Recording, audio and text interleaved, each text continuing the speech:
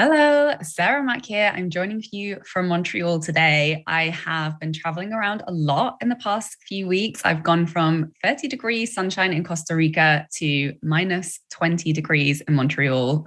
And my body's like, what's going on? But lots of fun adventures, and fun is going to be the focus of the conversation today as I share how I turn self doubt into magnetism. And I'm really going to be sharing how I get what I want and how I have, you know, shortened the process of having an idea about something, connecting to a desire, and then actually following through and receiving that and creating that in my life. And not only doing the work to create that, but also shifting into the energy that attracts that to me, which really is magnetism. And this will apply to you in whatever you are doing in your life and business, whether this is money related, whether it's, clients or new income stream related, whether it's creative project related, and you want to reach more people with your work, attract more, advantageous and super aligned and fun collaborations. This is the conversation for you. And this is really an energy conversation. So it used to take me a long time to go from having an idea or identifying a desire to actually executing it.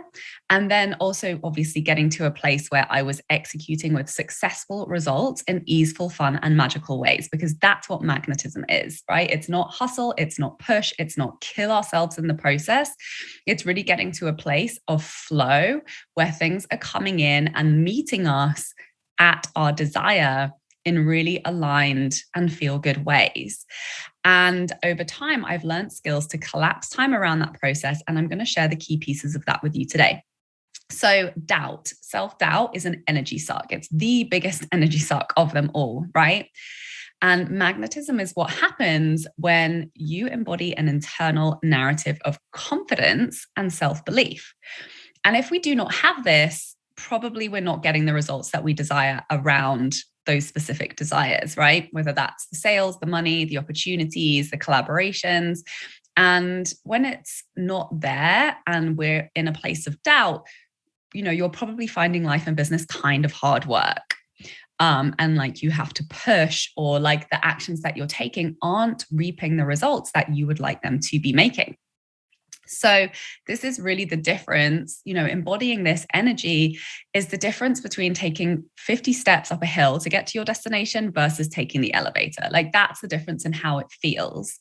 And this is what confidence and magnetism will do for you. So it's such an important skill that is really worth mastering. And I'm going to break it down for you today and share what has been working for me. So number one is really having the attitude of being willing to suck at something and not making it mean anything about you personally. Because, particularly with women, when something isn't working, usually the first conversation we jump to is what's wrong with me.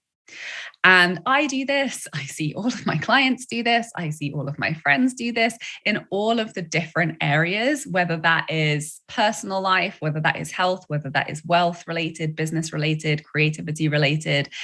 The first line of questioning the self-doubting mind will jump to is, there's something wrong with me. What's wrong with me? And that is the shittiest conversation to be in with ourselves. So let's take money for an example. Being able to create money on demand is a combination of skill sets. It's understanding sales psychology, it's messaging and communication, it's content creation and visibility and connecting with the right people. It's the delivery of your service or your products to your clients. And this process can be super, super simple or extraordinarily complicated, depending on how you show up to it. So, know that moving towards what you want can feel really not good on many levels. And here's an example that always crops up for me around really not feeling good in the process of, pursuing something that I had a desire around. And that's learning guitar. So I started out with zero musical skills. I got to grade 1 in violin when I was, 5, came out of my exam crying and never wanted to touch it again because I found it so difficult and it wasn't fun. And So I had zero skills with guitar or any type of musical instrument when I first started. I had no money for classes. I was a student at the time and doing my master's in Montreal. So my hands really hurt when I tried to play. And the sound was so unsatisfying. And, I didn't have the dexterity in my fingers to play any type of chord arrangement in any kind of rhythm that I could sing along to without it sounding completely rubbish. Totally unsatisfying. I felt not good enough. I felt jealous of other musicians who's, had parents who paid for lessons when they were young and were really good and had all these skills. And had trained their muscles in their hands to have the dexterity to produce beautiful sounds. I felt ashamed of how bad I was, all of these horrible feelings and sensations. However, there were aspects of it that were satisfying. Sometimes I would play a chord well and it would sound nice. The vibration of the instrument felt good. Singing along felt really good, even if I played all the wrong chords sometimes. And, more than anything, it felt good that I was following my desire to express myself musically. I was following an impulse and I was making it happen no matter how shoddily the results were at that moment in time. That piece felt good. That was the piece that kept me going. And 10 years later, I'm still playing guitar. I'm still not really good at it, but I'm way better than I was. And I experience so much more fulfillment and enjoyment from the results I'm able to create. So there's so much power in starting small. And the only way we're going to get good at something we desire to get good at is being willing to suck at it, being willing to be uncomfortable. And the way that we get through that process is really releasing, making it mean something about us personally, releasing all of those really shitty stories that it means we're not good enough, or there's something wrong with me, or I'm, not as good as other people, or whatever those judgments and comparisons that our mind jumps to. And, it was the same thing for me in business. I've always wanted to be making hundreds of thousands of dollars in my business every month because I know that that's a reality that some people experience. And yet I started my coaching business selling a membership for $25 a month. I think it was even less than that when I first launched it. Then I sold a group program for a few $100s. And then I launched my first high ticket offer at $3,500. And within a few months, of starting my coaching business, I was making 5-figure months, which was huge for me. And so it's so important to recognize, to never underestimate how starting small, even if it can seem minute, can quickly lead to fun results. And admittedly, it's not quickly leading to fun results with my guitar, but thank goodness I pursued it.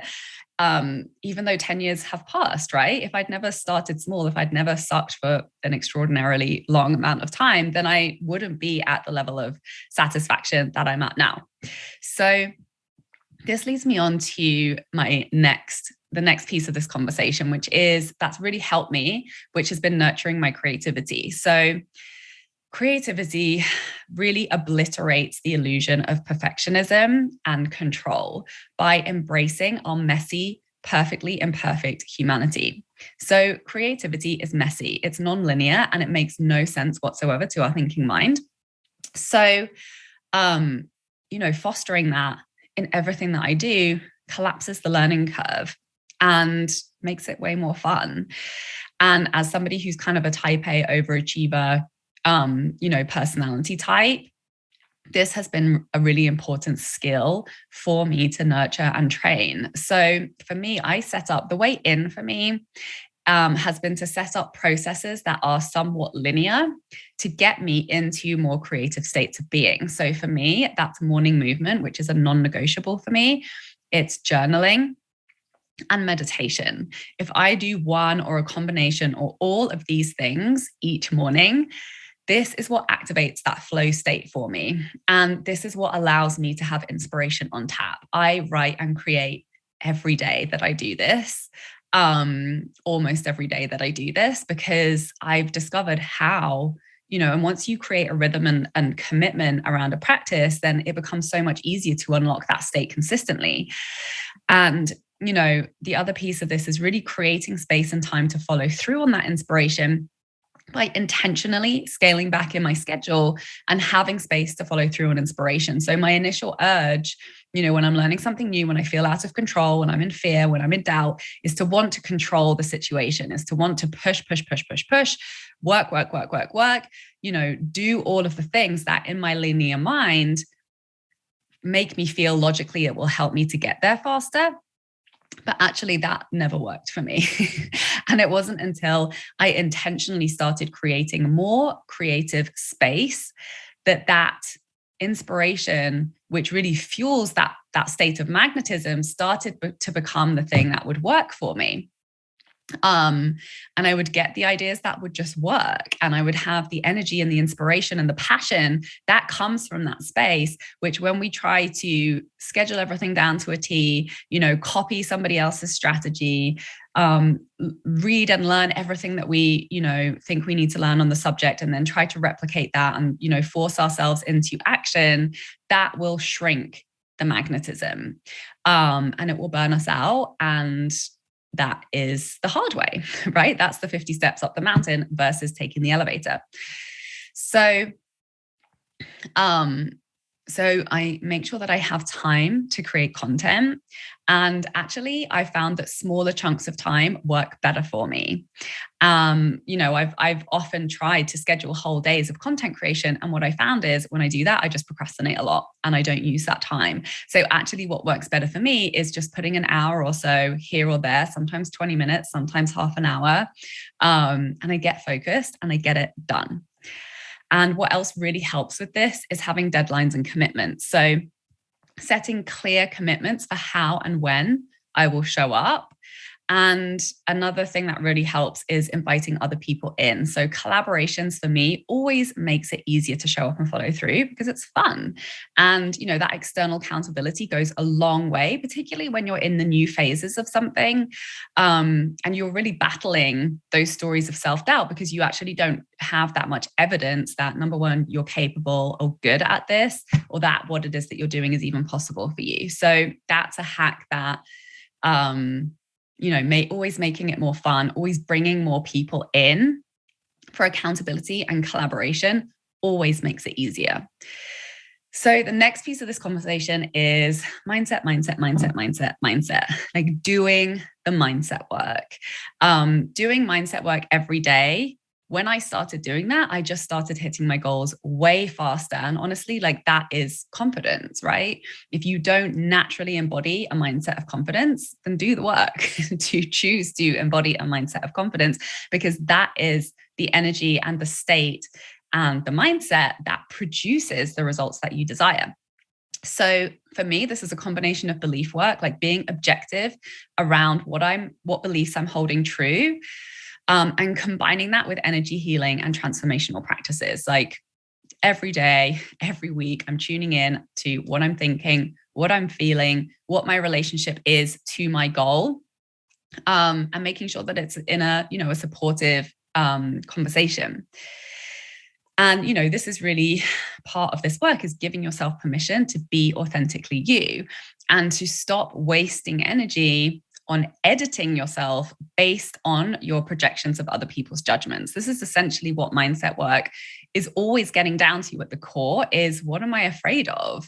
And usually it's what other people are going to think, or bad things that will happen in our relationships, because our brain is just trying to help us survive, right? And underneath the fear of other people's judgments of ourselves, really what that is our own judgments of ourselves. And, whether or not they came from an external source and they are legitimate, by internalizing them and holding them as true, it's not necessary and it's not supportive. So it is required that we do that work to shift that internal dialogue in order to be the person who easily creates the things that we desire. And, the other part of this conversation around mindset is obviously real life challenges can suck our energy if we let them. Bad things happen, challenges, hard things happen. We've all experienced plenty of that over the past couple of years. So, but we always get to check in, like, where am I having a pity party for myself at the moment? Like, what am I focused on that doesn't feel good? What stories am I giving my power away to? Where am I leaking my energy because I'm focused on a story that does not feel good? And stop, like stop doing it, get support. Yes, there are things that genuinely challenge us and that, it is also required for us to focus on in order to create change and transformation in a situation. And support is the answer to be able to do that in a way that isn't sucking our energy more than it needs to be. Talk it out with a coach or a therapist or a friend or an internet forum where others are going through something similar, whichever is most applicable in an empowered way that's allowing you to feel seen, heard, and supportive versus, being sucked into a story of drama that just doesn't feel good and continues to perpetuate feelings that don't feel good. Get therapy, which let's face it, every single person on this planet could use at this point in year 3 of a pandemic. Do what you have to do to lighten the burdens of whatever your emotional reality is, in the way that you are capable of responding to whatever is happening in your life at the moment. And, remember that good old fashioned saying, a problem shared is a problem halved. So share away and stop trying to struggle through something on your own. Usually something is hard because we're trying to do it on our own. And we're not inviting in the support that's required to make that thing easier. And confidence really comes from when you feel good. So it's really about doing what you got to do to feel good. So making these self-care and support modalities non-negotiables in your week. And, I really saw that was when things shifted for me, when I committed to my yoga practice, when I committed to therapy, when I committed to, coaching support. Suddenly, the things that were really hard for me to deal with or to navigate, or that usually led to me feeling overwhelmed, were feeling less heavy. And that created more space and energy for that magnetism, for that inspiration, for that action that led to the results that I was desiring to experience. So, even if you're a mom, even if you're super fucking busy, busy is a choice. Our well-being is a choice. And as Marie Forleo says, you've got to get on that no train. And I would also add to that the asking for support train. More often than not, if we feel like we're having a hard time, we have not chosen to create the level of support that is required to have an easier life. And a different choice, even a smaller one, can make a huge difference. Like delegating one daily or weekly chore to another member of your household, like drinking an extra glass of water, like going to bed 30 minutes earlier, like having one therapy session a month. These small differences in choices have a huge accumulative impact. And I have proven that to myself over the last few years. So the next piece of this conversation is all about fun. We get to eradicate imposter syndrome by having so much fun in our life. Because who gives a fuck about what anyone else thinks of you when you're having such a good time? We don't care, right? It's such a waste of energy worrying about what other people think about us. And it's not fun. So if you find yourself doing that, if you find yourself in self-doubt or self-judgment, or not feeling good enough, or imposter syndrome in stepping into that next level of your dreams and your desires, just stop and go and do something fun. Break that pattern, shift that energy. When having fun is the goal, really the rest unfolds like magic, because why do we want to do or experience or receive the thing that we desire in the first place? Because it's going to be fun for us, right? That's the only reason we do anything. So really acknowledging that we get to cultivate that as a strategy. And doing fun things is a non-negotiable and very intentional priority in my life. And that really involves phasing out shit that you don't want to do. And it involves intentionally prioritizing things that you love. And, this is like a countercultural conversation, right? Because we should work hard in order to get the things that we want. If we don't have the things that we want, then it's because we're not good enough and we're doing something wrong, right? Like these are the conversations of self-doubt that we've internalized from a young age. And play and fun, maybe you were raised similarly to me, where it was honorable and needed and important to work hard. And that's how we create the things that we want in life. And we want the things that people tell us to want, right? Like the good job, the stable income, the house, the marriage, the family. And, if actually you've realized that some of those things aren't what you want, or you've got some of those things and realized that they weren't as fun as you thought they were going to be, that's when we come back to this conversation of, what if I was just going to prioritize fun? What if fun was my goal? And what if making money, being healthy, having a life that supports me got to be fun? What if all of it got to be fun? What if I only got to do these things in the way that's fun for me, not in the ways that I've inherited or other people have taught me to do them?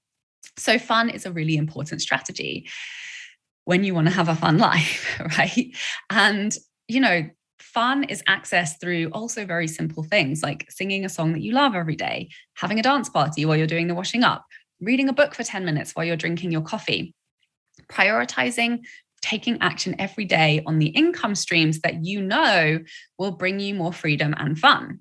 Sell what you really want to sell and ask for the opportunities that you actually desire. And, in doing that, that will allow you to start phasing out the ways of making money, the clients or the income sources that drain your energy. And sometimes we need to start doing that before, right? If your schedule is absolutely jam-packed, filled with things that aren't that fun for you or aren't as fun as you would like them to be, sometimes it's required for us to make that bold move of scaling back so that we do have some time and space and bandwidth to start cultivating more fun revenue streams. And, by starting to phase out the ways of making money, the clients and the income sources that drain your energy, and intentionally creating fun in that space and intentionally focusing on the things that are fun for you, it will inevitably happen that those things build momentum and start to phase, give you more freedom and possibility to phase out more of the things that aren't fun for you. And that happens when you really dive into and unleash your passion for your true desires and, really give your desires the love, focus, and consistent nurturing that will allow them to flourish. And that gets to be a fun process. So do the things you love, excuse me, and your life becomes full of the things that you love. It's so freaking simple and it's a choice. And it really starts with being super, super honest with yourself about what doesn't feel good and what does feel good and being willing to do something with that information.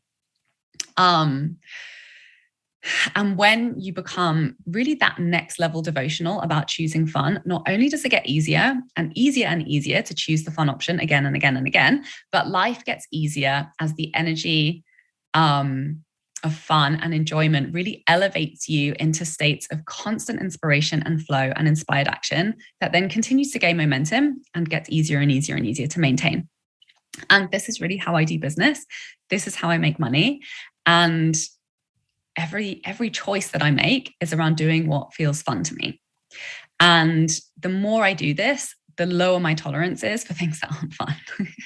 So it's a skill. It's a skill that we get to nurture when we want to be having more fun. And, not that I'm having fun 24/7, not that I never have any problems, not that I never experience any emotional challenges, absolutely the opposite. Sometimes it's, we have to make some of the hardest choices that we've ever had to make to prioritize our fun, to prioritize our well-being, to really manage and take care of and protect our energy so that we are showing up to our life in the way that we desire to live it, no matter how much is burning down around us. And so if this conversation is speaking to you and you maybe have had a tricky relationship to self-promotion and you are, looking to enjoy and have more fun and more freedom in your relationship with your creative journey and your business journey and your spiritual journey together, you're looking to really cultivate more self-trust, and trusting yourself to bring your creative vision to life. And you're looking for somebody to hold space for you who gets it and who understands what you're going through and, holds a safe space to to go what you're going through so that those, some of the challenges of that feel lighter and just make it easier for you to shift into creating those fun results. This is exactly the work that I do with my clients. And I currently have spaces available inside my mastermind, which is called Freedom Club. And this is for creative entrepreneurs who want to be consistently committed to their creative work. They want consistent income from their offers, courses, and products. They want confidence, self-belief, and magnetism. They want to be approached by dream collaborations. They want to be magnetizing dream clients that are absolute dreams to work with. And they want to be elevating their presence and recognition for the work that you're doing so that creating opportunities just gets easier and easier.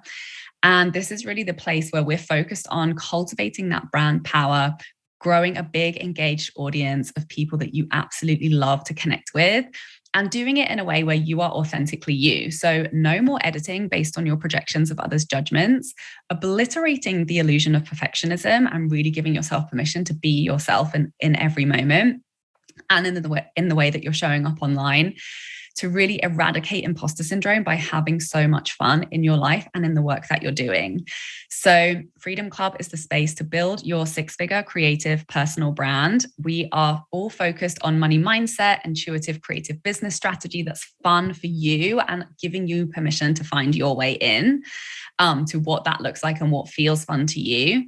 And this is about creating and embodying everyday creative fulfillment and money and freedom in life and business. So the types of things that we focus on is sharing your story, having fun in creative storytelling, and building an authentic brand in ways that you love to express yourself in. And in doing that, magnetizing aligned collaborations, clients, and opportunities, launching creatively fulfilling income streams and digital products that bring you more money and freedom. And this is really for creatives and artist entrepreneurs who desire to have a six-figure income in their passion work as artists, coaches, and healers. I'm absolutely obsessed with the work that we do. It's so much fun. And I would love to welcome you in. If this is speaking to you, please go to withsarahmac.com under the Work With Me tab. And you can feel free to message me on Instagram and Facebook. If you have any questions, please let me know what resonated with you about this conversation today. What spark of inspiration are you going to turn into action to obliterate self-doubt and turn on your magnetism by having so much more fun pursuing your dreams and desires in your life and business? Thank you so much for listening, and I will see you next week. Bye. For more inspirational content, head over to my website withsarahmac.com, and please support the show by liking, commenting, and subscribing.